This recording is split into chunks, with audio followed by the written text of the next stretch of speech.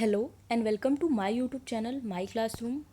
आज हम क्लास 6 की सोशल एंड पॉलिटिकल लाइफ का चैप्टर 5 पंचायती राज करेंगे, जिसमें हम देखेंगे कि ग्राम सभा में कैसे लोग प्रत्यक्ष रूप से भाग लेते हैं और अपना प्रतिनिधि चुनते हैं। वीडियो को लास्ट तक ज़रूर देखना ताकि आपको पूरा चैप्टर अच्छे से समझ में आए। पंचायती राज को समझने से पहले हम भारत की शासन व्यवस्था को समझेंगे। भारत एक लोकतांत्रिक देश है जहां सभी लोगों को एक समान माना जाता है। भारत में लोकतांत्रिक सरकार है जिसका चुनाव जनता के द्वारा होता है।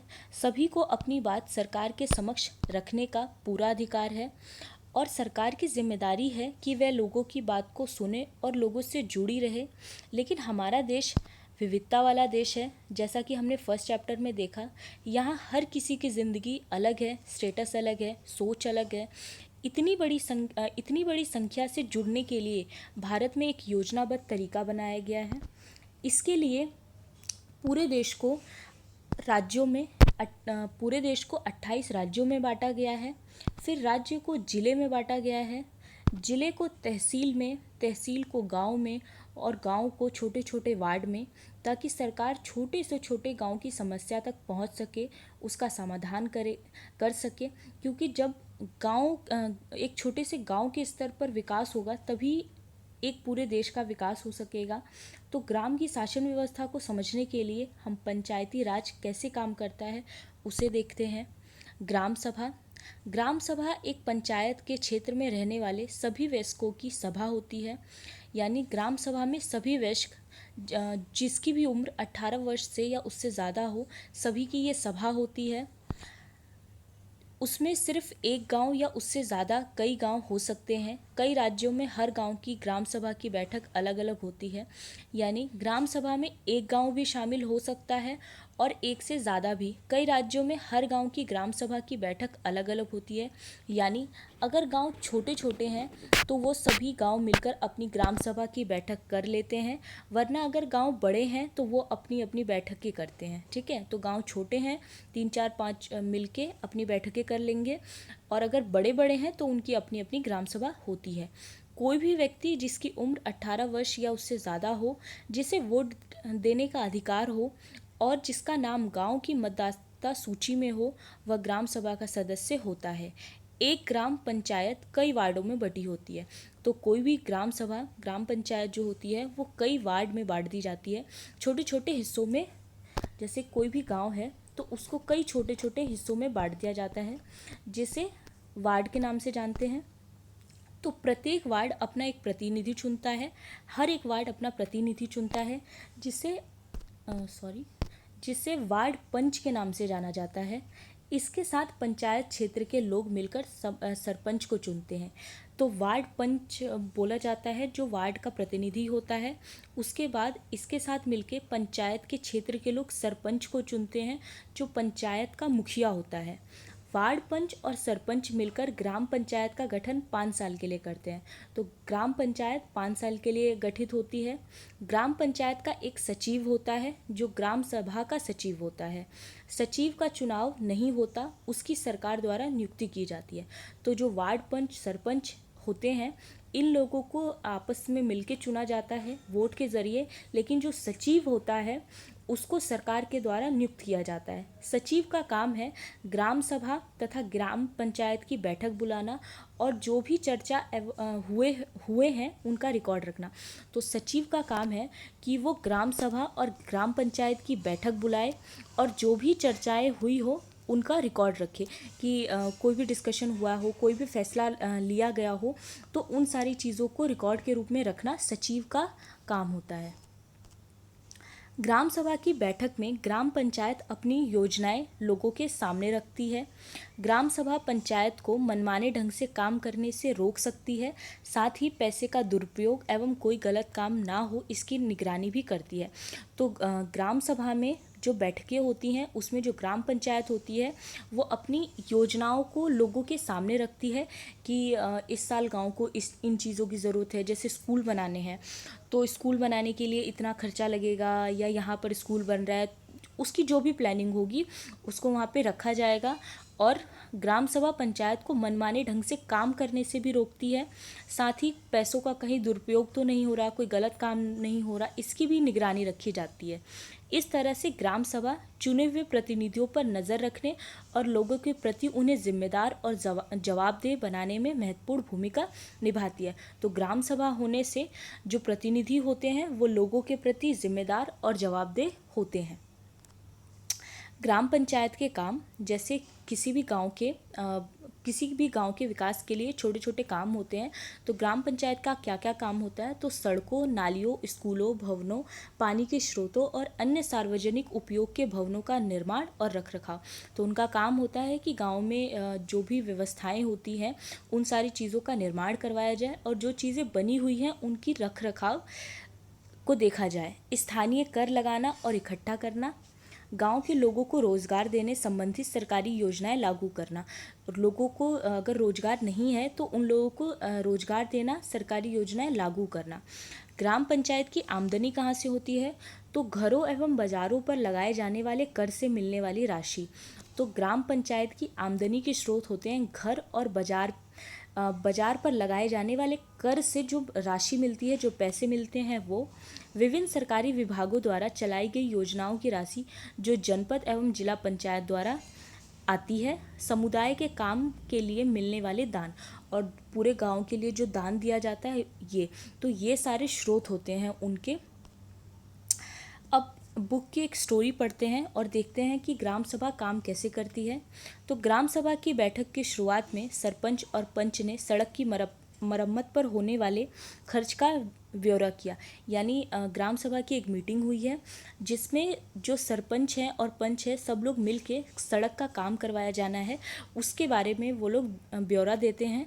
यह सड़क गांव को मुख्य सड़क से जोड़ती है। इसके बाद पानी की कमी पर चर्चा होने लगी।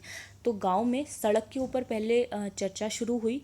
एक सड़क है जो गांव को उससे जोड़ने का काम करती है। उसके बाद पानी की चर्चा शुरू हुई।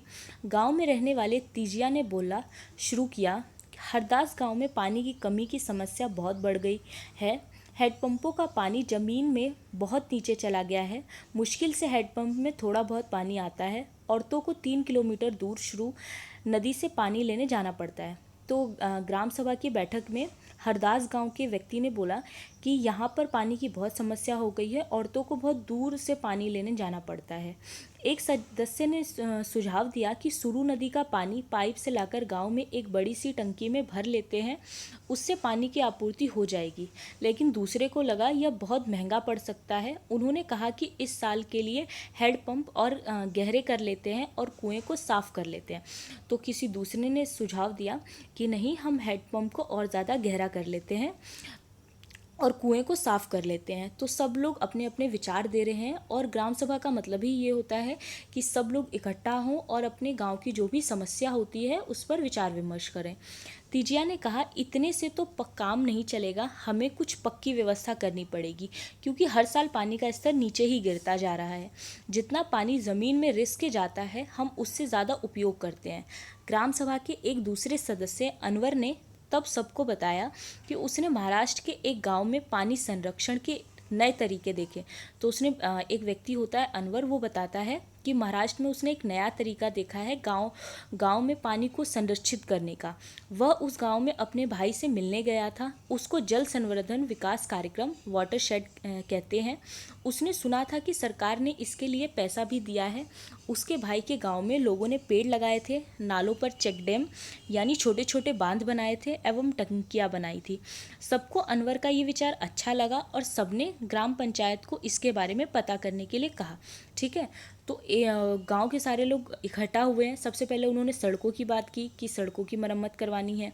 इसके बाद लोगों ने गांव में जो पानी की कमी हो रही है उसकी बात की, उसके ऊपर सुझाव दिए। उसके बाद जो भी एक लास्ट सुझाव निकला तो सबने ये तय किया कि ग्राम पंचायत इसके बारे में पता करेगी और इसके बाद हम इसका काम शुरू करेंगे। ठीक है, फिर चर्चा और आगे बढ़ती है। तब कहते हैं कि ग्राम सभा में चर्चा के लिए अगला मुद्दा था गरीबी रेखा से नीचे आने वाले लोगों की सूची पर स्वीकृति लेना। जैसे ही सूची में नाम दर्ज ना, मतलब कि ग्राम सभा का अब अगला काम था कि वो गरीबी रेखा का मतलब होता है जो लोग गरीब होते हैं, गरीबी रेखा के नीचे आते हैं।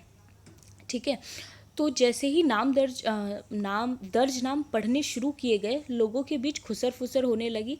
नटवर ने हाल ही में तो एक रंगीन टेलीविज़न खरीदा है और उसके बेटे ने एक नई मोटरसाइकिल भी।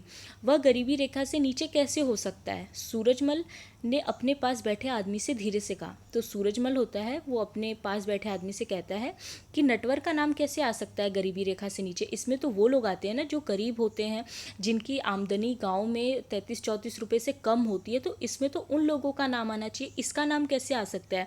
जिसने अभी पिछले हफ्ते ही वो टेलीविज़न खरीदा है और उसके बेटे ने बाइक खरीदी है। तो सरोज ने सुखी बाई से कहा, बिरजू का नाम इस सूची में कैसे आ गया? उसके पास तो इतनी ज़मीन है, इस सूची में तो सिर्फ गरीब लोग होने चाहिए। ओम प्रकाश एक मजदूर है, उसके पास बिल्कुल ज़मीन नहीं है, वह मुश्किल से अपना गुजारा चला पाता है, पर उसका नाम इस सूची में नहीं है। सुखी बाई ने कहा, तुम्हें तो पता ही है कि नटवर और बिरजू अमीर चंद के दोस्त हैं। अब अमीर चंद को कौन कुछ बोल सकता है? अमीर चंद पहले गांव का जमींदार था और अब भी बहुत सारी ज़मीन का मालिक है, लेकिन हमें ओम प्रकाश का नाम तो सूची में डलवाना ही पड़ेगा। उसके बाद एक व्यक्ति ओम प्रकाश का नाम आता है जो बहुत गरीब होता है, लेकिन उसका नाम इस बीपीएल कार्ड में नहीं होता है। तो लोगों ने ये सुझाव दिया था कि हमें उसका नाम डलवाना चाहिए। तो गांव की ऐसी व्यवस्थाओं में थोड़ी गड़बड़ियाँ भी होती हैं। जिन लोगों को ज़रूरत होती है अक्सर उनका नाम नहीं होता है, और जिन को ज़रूरत नहीं होती है उनका नाम होता है। तो इस तरह की गड़बड़ों पर भी लोगों की नज़रें रहती हैं। सरपंच ने देखा कि लोगों के बीच में खुसर फुसर हो रही है। उन्होंने पूछा कि अगर किसी को कुछ कहना है तो कहो।